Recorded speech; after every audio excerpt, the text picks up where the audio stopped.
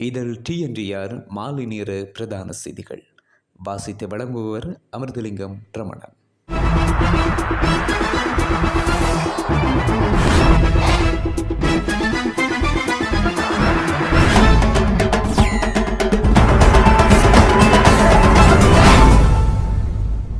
கையிட்டி சட்டவிரோத விகாரை அமைந்துள்ள பகுதிக்குள் காணப்படும் பிரதேச சபைக்கு சொந்தமான வீதியை மீட்கும் நடவடிக்கையை பிரதேச சபை கைவிட வேண்டும் என வலிவடக்கு பிரதேச சபை தவிசாளர் சுகீர்த்தனை பலாலி போலீசார் அழைத்து அச்சுறுத்தும் வகையில் கூறியுள்ளனர். தையிட்டி விகாரை அமைந்துள்ள பகுதிக்குள் வலிவடக்கு பிரதேச சபைக்கு சொந்தமான பவானி வீதி காணப்படுகிறது.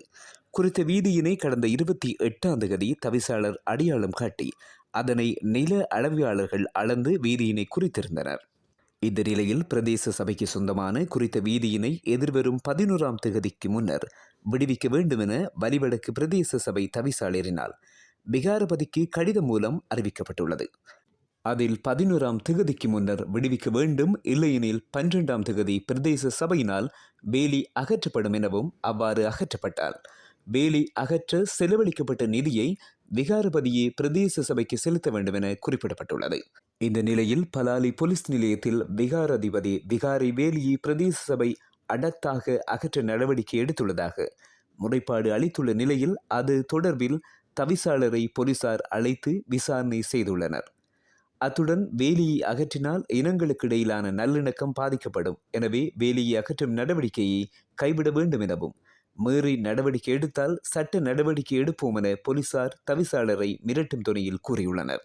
அதற்கு தவிசாளர் சட்ட நடவடிக்கையை எதிர்நோக்கத்தான் தயார் எனவும், அது பிரதேச சபைக்கு சொந்தமான வீதி என்பதற்கான ஆவணங்கள் எம்மிடம் உள்ளன, அதன் அடிப்படையிலேயே அன்றைய தினம் வீதியை அடையாளம் காட்டி அது அளக்கப்பட்டது, அந்த வீதியை விகாராதிபதி விடுவிக்க வேண்டும், இல்லையெனில் பிரதேச சபையால் வேலி அகற்றப்பட்டு வீதியை நாம் விடுவிப்போம், அதற்கு எதிராக போலீசார் நீதிமன்றில் வழக்கு தாக்கல் செய்யுங்கள், நீதிமன்றில் வழக்கு எதிர்கொள்ள தயார் என போலீசாருக்கு தவிசாளர் பதிலளித்துள்ளார். அதேவேளை கடந்த 28ஆம் தேதி விகாரை அமைந்துள்ள காணிகளை அளக்க முற்பட்ட வேளை காணிகளை விடுவிப்பதற்காகத்தான் அளக்கின்றோம் என கடித தலைப்பில் மாவட்ட செயலாளரோ பிரதேச செயலாளரோ உறுதிமொழி தந்தால்தான் காணிகளை அளக்க சம்மதிப்போம் என காணி உரிமையாளர்கள் கூறி அன்றைய தினம் காணிகளை அளவீடு செய்ய சம்மதிக்கவில்லை. அதன்போது மாவட்ட செயலாளர் காணி உரிமையாளர்களின் நியாயமற்ற கோரிக்கை காரணமாக காணி அளவீட்டு பணிகள் கைவிடப்பட்டன என ஊடகங்களுக்கு கருத்து தெரிவித்திருந்தார்.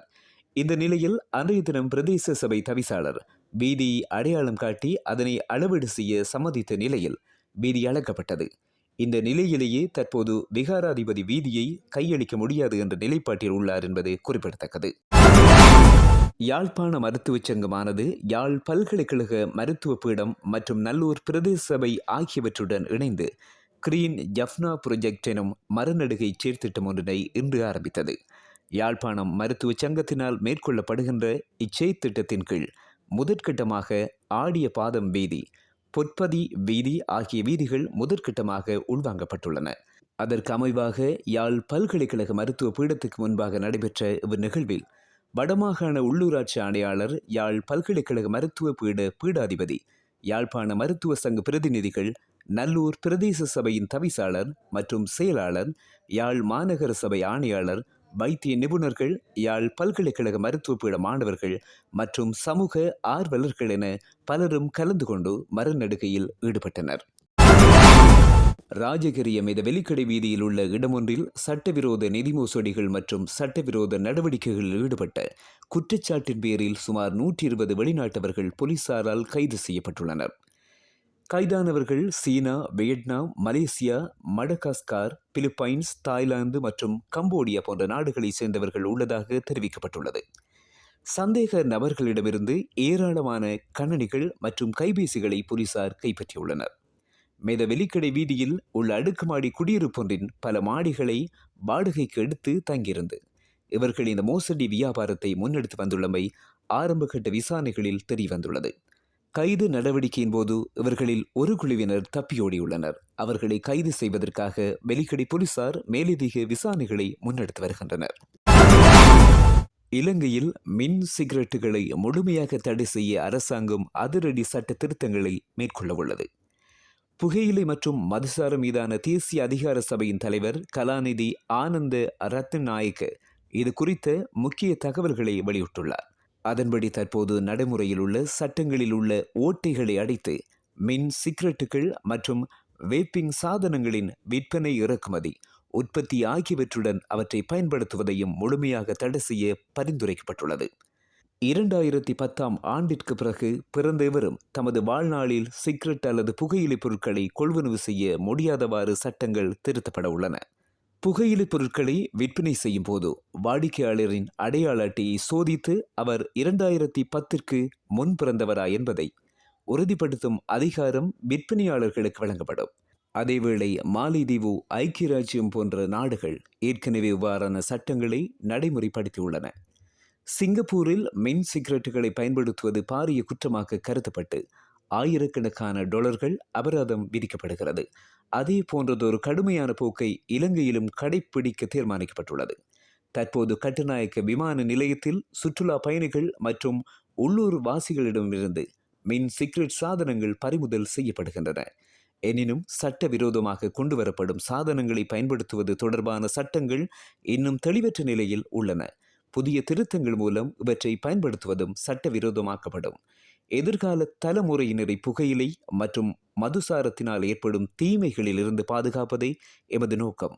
இதற்காக 2006ஆம் ஆண்டின் 27ஆம் இலக்க புகையிலை மற்றும் மதுசாரம் மீதான தேசிய அதிகார சபை சட்டத்தில் திருத்தங்கள் கொண்டுவரப்படும் என கலாநிதி ஆனந்த ரத்நாயக்க தெரிவித்தார்.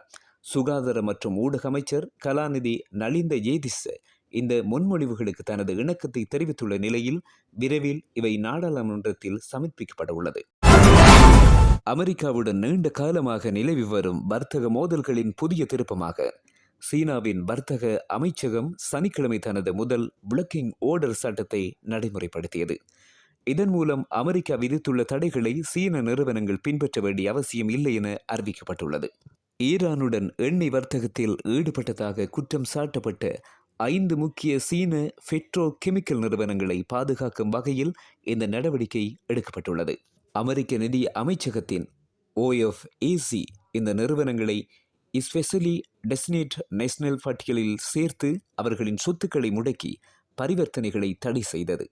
இதற்கு பதிலளித்த சீனா, வெளிநாட்டு சட்டங்கள் தனது நாட்டின் நிறுவனங்களின் இயல்பான வர்த்தக நடவடிக்கைகளை பாதிக்கக்கூடாது என தெரிவித்துள்ளது.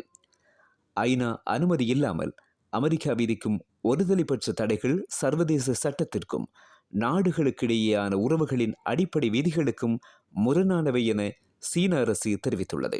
இந்த பிளாக்கிங் ஆர்டர் மூலம் சீனா தனது தேசிய சுயாட்சி, பாதுகாப்பு மற்றும் வளர்ச்சி நலன்களை காக்கும் முயற்சியில் ஈடுபட்டுள்ளது. இந்த நடவடிக்கை சீனா அமெரிக்க வர்த்தக உறவுகளில் புதிய பதற்றத்தை உருவாக்கியுள்ளது. இத்துடன் இதழ் TNTR பிரதான செய்திகள் நிறைவடைகின்றன. நன்றி.